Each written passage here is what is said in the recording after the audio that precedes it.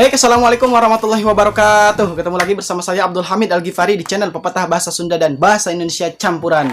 Baik sahabat-sahabatku sekalian, di video kita kali ini saya akan meluruskan dan akan mengingatkan kepada sahabat-sahabatku yang saat ini marak sekali ya permasalahannya tentang virus COVID-19 atau corona, ya, coronavirus begitu.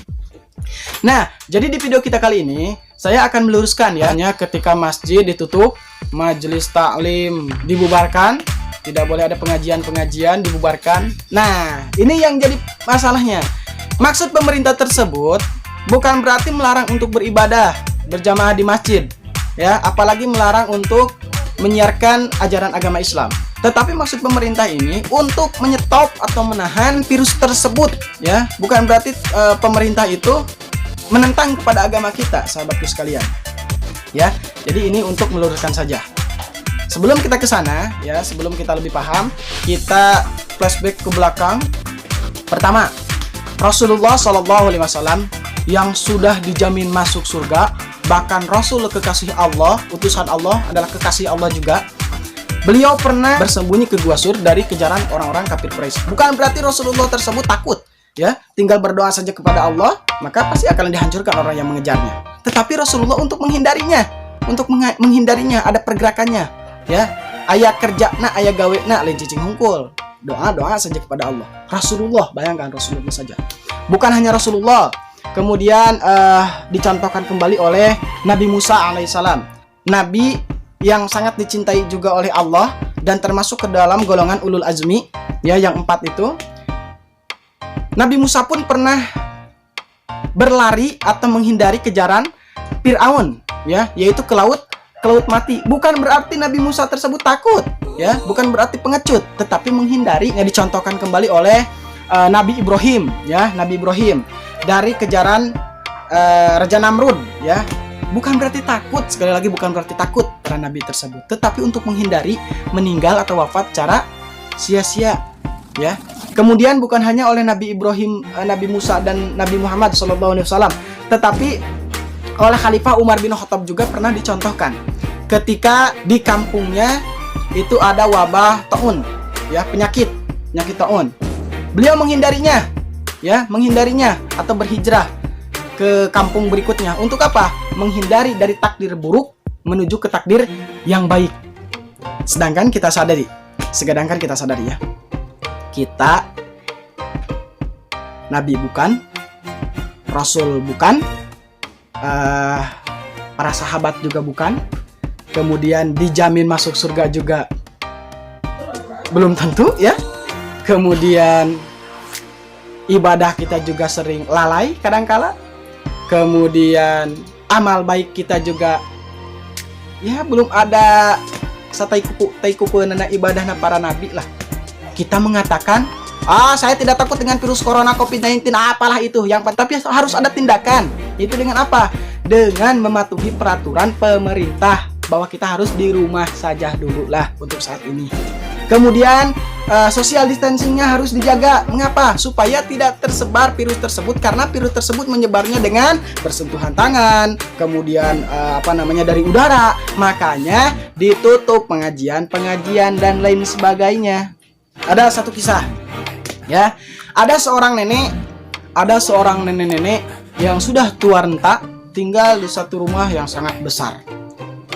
Pada saat itu terjadilah bencana besar, yaitu banjir bandang yang mengakibatkan rumahnya terkena banjir dan si air tersebut sudah sampai ke lutut, sekitar 1 meter. Kemudian datang Bapak RT ke rumahnya. "Hai nenek, ayo kita mengungsi, ayo kita pergi. Ditakutkan nenek nanti terbawa oleh arus banjir," kata si nenek, ya. Si nenek tersebut orangnya sangat taat kepada Allah, meyakini bahwa Allah akan menolongnya. Si nenek tersebut mengatakan seperti ini kepada RT-nya. "Tidak mau Bapak RT, saya ada Allah, saya ada Tuhan, saya tidak mau kemana-mana. Saya yakin bahwa Allah akan menolong saya." Begitu kata si nenek tersebut. Air terus naik sampai air tersebut sudah sekitar 2 meter atau 3 meter. Si nenek tersebut sebelum naik ke lantai 2 datang lagi tetangganya yang mengajak kepada nenek tersebut untuk terus mengungsi, atau "Hayu kita berangkat mengungsi." Soalnya air sudah mulai naik. Si nenek mengatakan hal yang sama seperti kepada bapak RT-nya. Tidak mau, saya punya Allah, saya punya Tuhan. Saya tidak mau kemana-mana karena saya yakin Tuhan bakalan menolong saya. Karena air semakin tinggi, ya, si nenek pun naik kembali ke atapnya, ke atap paling atas. Kemudian datang tim SAR untuk menyelamatkannya. Nenek, ayo kita pergi. Nenek, ayo kita pergi. Kita harus mengungsi karena air sudah semakin dalam, sudah semakin tinggi. Ayo kita pergi, Nek. Kata si nenek mengatakan hal yang sama kepada tim SAR tersebut. Tidak mau, saya tidak mau kemana-mana. Saya yakin saya punya Allah. Allah pasti menolong saya. Ini rumah saya harus tetap di sini. Begitu kata si nenek kurang lebih. Sehingga si nenek malah terbawa oleh arus banjir dengan rumahnya dan meninggal, ya, terbawa oleh banjir tersebut. Ini protes kepada malaikat, ya, kepada malaikat. Mengapa saya meninggal secara sia-sia, secara konyol? Ya, padahal kan Allah ada. Kata malaikat menjawab dengan bijak sekali. Allah bukannya tidak menolong engkau, nenek. Allah bukannya tidak ada, wahai nenek. Allah ada, tetapi engkau yang sombong, engkau yang tidak mau. Tetapi Allah memberikan perintah kepada makhluk yang lainnya, yaitu kepada tadi Bapak RT, tetangganya, kemudian tim SAR-nya. Engkau yang tidak mau.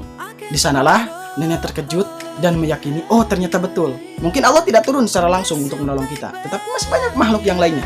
Nah, mungkin yang terjadi di saat ini, Allah tidak menolong kita secara langsung, tetapi Allah menolong dengan adanya pemerintah, dengan adanya tim medis, untuk kita menghindari dan menjauhi si coronavirus tersebut, COVID-19 tersebut.